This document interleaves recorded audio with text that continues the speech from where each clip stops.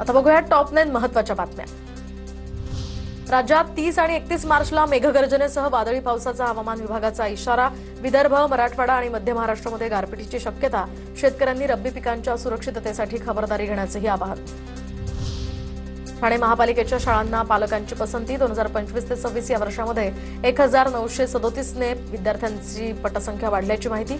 विद्यार्थ्यांची एकूण संख्या आता 27,132 एवढी झाली असून ती आणखी वाढावी यासाठी शिक्षण विभागाकडून प्रयत्न सुरू। पुण्यामध्ये निवासी शिक्षण केंद्रांसाठी महापालिकेकडून 1,79,00,000 निधी मंजूर। तर आता स्थायी समितीच्या बैठकीमध्ये या ठरावाला मान्यता। बाणेर या ठिकाणी मागासवर्गीय आदिवासी विद्यार्थिनींसाठी निवासी शिक्षण केंद्र उभारणार। 1 एप्रिलपासून प्रमुख बँकिंग एटीएम व्यवहारांच्या नियमांमध्ये आणि शुल्कामध्ये मोठे बदल होणार। नवीन आर्थिक वर्षाच्या सुरुवातीलाच सर्वसामान्यांच्या खिशाला कात्री लागणार। डेबिट कार्ड आणि क्यूआर कोडच्या माध्यमातून एटीएममधून पैसे काढण्याची सीमा बदलणार। आरटीई प्रवेशासाठी आता मार्च अखेरपर्यंत मुदतवाढ देण्याचा निर्णय। तर 25 मार्चपर्यंत देण्यात आलेली मुदत 31 मार्चपर्यंत वाढवली। राज्यातील 4थी आणि 7वीच्या शिष्यवृत्ती परीक्षा 26 एप्रिलला पार पडणार। विद्यार्थ्यांना या ठिकाणी त्यांनी मुख्याध्यापकांकडून प्रवेशपत्र प्राप्त करून त्यावरील सर्व तपशील काळजीपूर्वक तपासण्याचं आवाहन। व्हॉट्सअपकडून आयफोन वापरकर्त्यांसाठी महत्त्वाची सूचना। तर या ठिकाणी एक महत्त्वाची सुविधाही जारी करण्यात आली। आता एकाच फोनवर 2 व्हॉट्सअपची खाती चालवता येणार।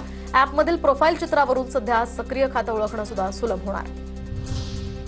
राज्य सरकारकडून शेतकऱ्यांसाठी मोठा दिलासा। जून ते सप्टेंबर दरम्यान झालेल्या नुकसानीच्या मदतीची घोषणा। मृत पावलेल्या जनावरांच्या मर्यादेची अट केली शिथिल। राज्यामध्ये 30 आणि 31 मार्चला मेघगर्जनेसह वादळी पावसाचा हवामान खात्याचा इशारा। विदर्भ, मराठवाडा आणि मध्य महाराष्ट्रामध्ये गारपिटीची शक्यता। तर शेतकऱ्यांनी रब्बी पिकांच्या सुरक्षिततेसाठी खबरदारी घेण्याचेही आवाहन।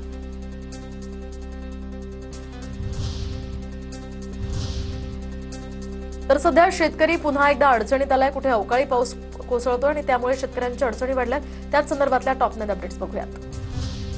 अकोला जिल्ह्यातल्या वडेगावमध्ये भीषण पाणी टंचाई। नाल्याच्या काठावर पाईपलाईनला गळतीतनं पाणी भरण्यासाठी महिलांची जीव धोक्यात घालून कसरत। गेल्या 2 दिवसांपासून रत्नागिरी जिल्ह्यामध्ये अवकाळी पावसामुळे आंबा पिकाचं मोठं नुकसान। पावसामुळे आंबा बागायतदार आणि शेतकऱ्यांमधून नाराजीचे सूर। तळकोकणात आंबा काजू शेतीसाठी कृत्रिम बुद्धिमत्तेवर आधारित प्रकल्प राबवणार। नितेश राणेंची माहिती। यामुळे उत्पादनात वाढ करण्याचा प्रयत्न करणार असल्याची राणेंची प्रतिक्रिया। नाशिकमधील येवला कृषी उत्पन्न बाजार समिती आजपासून 6 दिवस बंद राहणार। कांदा उत्पादक शेतकरी यामुळे चिंतेत। बाजार समिती बंद असल्यामुळे शुकशुकाट पसरला। नंदुरबार जिल्ह्यामध्ये भेंडीला दर मिळत नसल्यामुळे शेतकरी चिंतेत। तर त्यामध्ये इंधनाचा तुटवडा जाणवत असल्यानं शेतकरी दुहेरी संकटात सापडलाय। सध्या भेंडीला 1 क्विंटलला 1600 रुपयांचा दर मिळतोय।